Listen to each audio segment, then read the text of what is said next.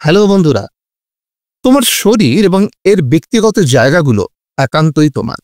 ঠোঁট, বুক, পায়ের ওপরের অংশ এবং গোপন অঙ্গ, এই অংশগুলো মূলত স্পর্শকাতর এলাকা। সেখানে তোমার অনুমতি ছাড়া কারো স্পর্শ বা হস্তক্ষেপ করার অধিকার নেই। কিন্তু যদি এমন কোনো ঘটনা তোমার সাথে ঘটে যা একেবারেই অবাঞ্ছিত, সেক্ষেত্রে তুমি কি করবে? তোমাকে দেখতে বা বুঝতে হবে যে তোমার শরীর স্পর্শ করার পেছনে কারো উদ্দেশ্য কি রয়েছে। স্নেহ নাকি যৌনতা? গুড টাচ কখনো লুকোনোর কিছু নয়, কিন্তু ব্যাড টাচ গোপন রাখার চেষ্টা করা হয়। এভাবে তুমি চিনতে পারবে। তবে তোমার শিক্ষক বা কোনো অভিভাবক বা বন্ধু তোমার কোনো অঙ্গ স্পর্শ করার পেছনে স্নেহ ভালোবাসা কিন্তু নাও থাকতে পারে। কিংবা তোমার চেয়ে বয়সে বড় কারো স্পর্শকে তুমি ব্যাড টাচ হিসেবে চিহ্নিত করে বসলে, অথচ তার সেই রকম কোনো উদ্দেশ্য হয়তো ছিলই না। কি করে বুঝবে? শরীরের গোপনীয়তা নিয়ে ইংল্যান্ডে প্রচলিত আছে প্যান্স রুল। মজার সেই নিয়ম নিয়েও আজকের এই পর্বে আলোচনা করব। তোমরা যারা এখনো এই গোপনীয়তার গপ্প চ্যানেলটা সাবস্ক্রাইব করনি, এইরকম নানান বিষয় নিয়ে আলোচনা সবচেয়ে আগে পেতে এখনই সাবস্ক্রাইব বাটন আর নিচের বেল আইকনটা প্রেস করে রাখো। শরীরের গোপনীয়তার মানে হলো তোমার শরীরের ব্যক্তিগত জায়গাগুলোর প্রতি সম্মান এবং সুরক্ষা। সেখানে তোমার অনুমতি ছাড়া কোনো ধরনের স্পর্শ বা হস্তক্ষেপ করার অধিকার কারও নেই। তোমার শরীরের প্রতিটি অংশ তোমার, বিশেষ করে কিছু জায়গা যেমন বুক, পেট, গোপন অঙ্গ, এগুলো খুবই ব্যক্তিগত। এগুলো নিয়ে অন্য কারো কিছু বলা বা করা একদম উচিত নয়। কেউ যদি এমন কিছু করতে চায় যা তোমার পছন্দ নয় বা অস্বস্তি হয়, তবে তাকে স্পষ্টভাবে না বলার অধিকার তোমার রয়েছে। এটা শুধু শারীরিক নয়, মানসিক ও আবেগগত দিক থেকেও গুরুত্বপূর্ণ। আমাদের শরীরের এলাকার ভিত্তিতে অন্যের স্পর্শকে বলা হয় গুড টাচ এবং ব্যাড টাচ, অর্থাৎ যেই স্পর্শের পেছনে থাকে অন্যের ভালো বা খারাপ উদ্দেশ্য। মাথা, কপাল, হাত, পায়ের পাতা, শরীরের এই অংশগুলো মূলত নিরাপদ এলাকা। এই এলাকাগুলো স্পর্শ করার মধ্যে সাধারণত কারো কোনো অসৎ উদ্দেশ্য থাকে না। আর ঠোঁট, বুক, পায়ের ওপরের অংশ এবং গোপন অঙ্গ, এই অংশগুলো মূলত স্পর্শকাতর এলাকা। এই এলাকায় অন্যের স্পর্শকে ব্যাড টাচ হিসেবে চিহ্নিত করা হয়। তবে মা, একটা বয়স পর্যন্ত বাবা এবং আপৎকালীন অবস্থায় কোনো মহিলা কর্মীর উপস্থিতিতে চিকিৎসক এই এলাকাগুলো স্পর্শ করতেই পারেন। আসলে তোমাকে দেখতে বা বুঝতে হবে যে তোমার শরীর স্পর্শ করার পেছনে কারো উদ্দেশ্য কি রয়েছে, স্নেহ নাকি যৌনতা। তাতেই তুমি গুড টাচ বা ব্যাড টাচ চিহ্নিত করতে পারবে। এবারে চলো কিছু সাবধানতার কথা বলি।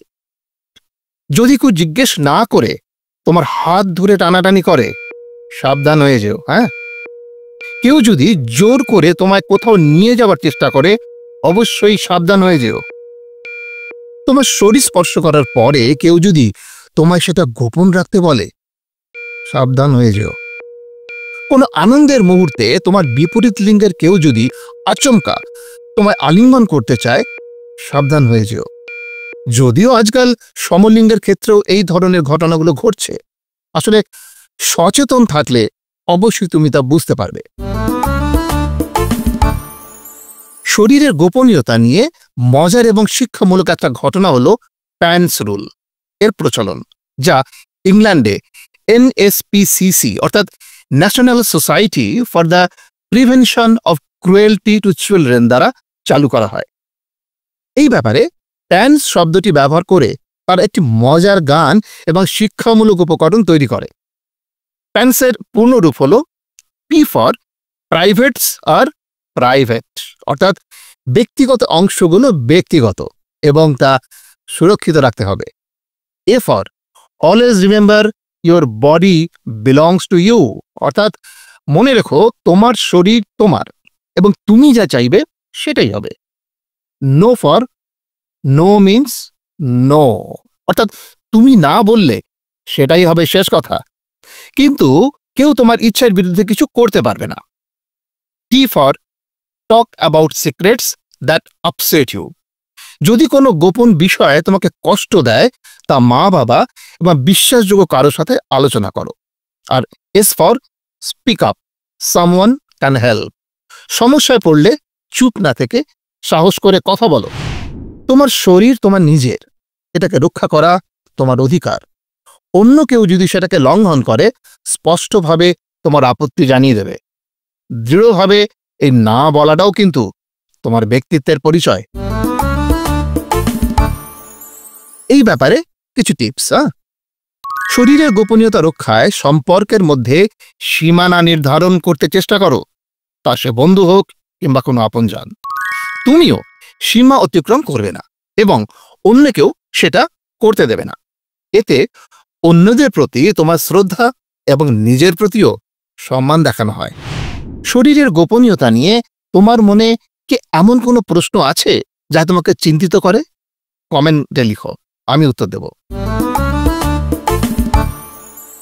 আর বন্ধুরা, আমি এমন একটা গুরুত্বপূর্ণ বিষয় নিয়ে আগামী পর্বে আলোচনা করব, যা নিয়ে অনেকের মনে কৌতূহল আছে, কিন্তু লজ্জার কারণে আলোচনা হয় না। আমি আলোচনা করব হস্তক্ষেপ নিয়ে। হ্যাঁ, হস্তক্ষেপ নিয়ে। এছাড়াও আর কি কি বিষয় নিয়ে তোমরা আলোচনা চাও, কমেন্ট করে জানাও। পরের পর্বগুলি আপনা থেকেই নোটিফিকেশন পেতে বেল আইকনটা এখনই প্রেস করে রাখো এবং গোপনীয়তার গল্প এই চ্যানেলটা সাবস্ক্রাইব করতে ভুলো না। তোমার মোবাইল বা ওয়ালেট কিংবা নিদেন পক্ষে গল্পের বই কেউ যদি না বলে হাত দেয়, নিশ্চয়ই তুমি প্রতিবাদ করো। তোমার শরীর তোমার মন্দির, একে শুদ্ধ ও পবিত্র রাখা মানে নিজেকে আরো সুন্দর ও শক্তিশালী করা, যা তুমি চাইলেই পারবে। তাহলে আজকের মতন টাটা, টেক কেয়ার।